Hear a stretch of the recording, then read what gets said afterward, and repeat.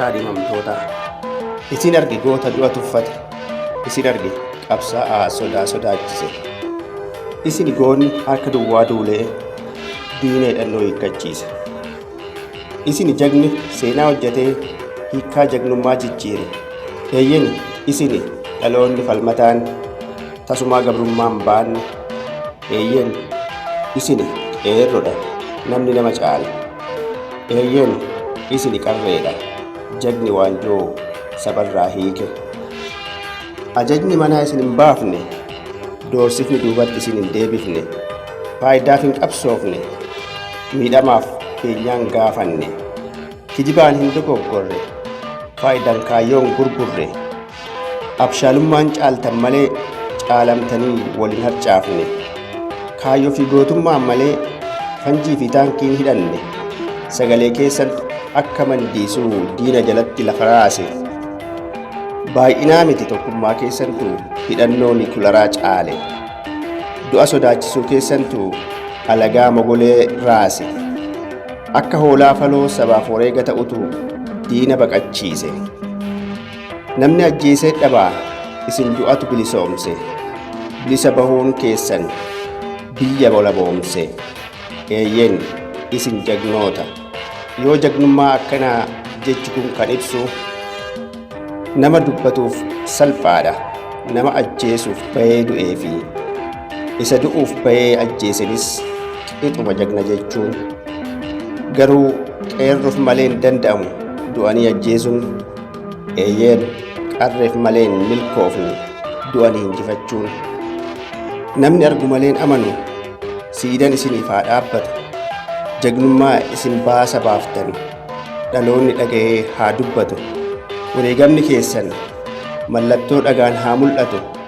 Siidaa qeerroo fi qarree wareegamanii jedhamee dhaloonni dhalootatti haa dabarfatu. Anaaf garuu kun homaa miti. Siidaan keessan lafa jira. Namni qalbii qabu kan hubatu. Bilisummaa saba bal'aati. Siidaan siidaa caalu. Yoo beekaa dide malee eenyu akka isa bilisoomse wallaalanuu wallaalu.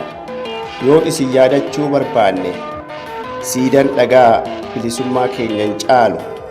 Kutannoon ajaa'ibaa gootummaan madaala hin qabne isin duras hin argamne, kana boodas hin argamu.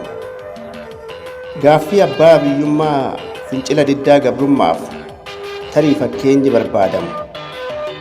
Qaqalloo ijoollee Oromoo kan isin caalu hin argamu.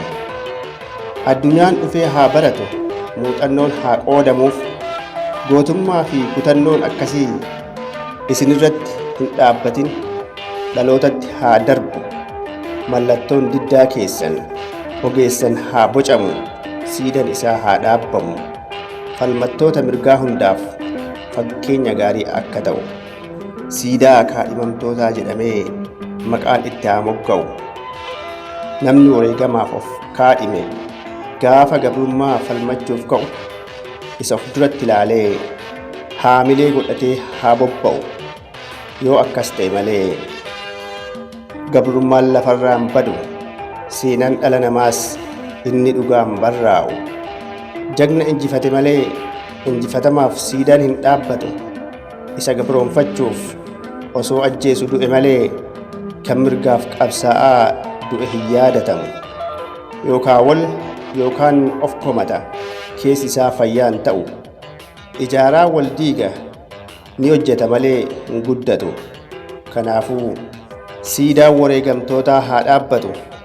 Akka dhaloonni kanarratti wal eegu, seenaa himuu dagatee akka seenaa hojjetu. Gabrummaa fi gabroonfataan irree ummataatiin akka lafarraa badu. Namni wal sodaachaa kabajaan akka waliin jiraatu. Adoolessa 25 2019 Adaamaa.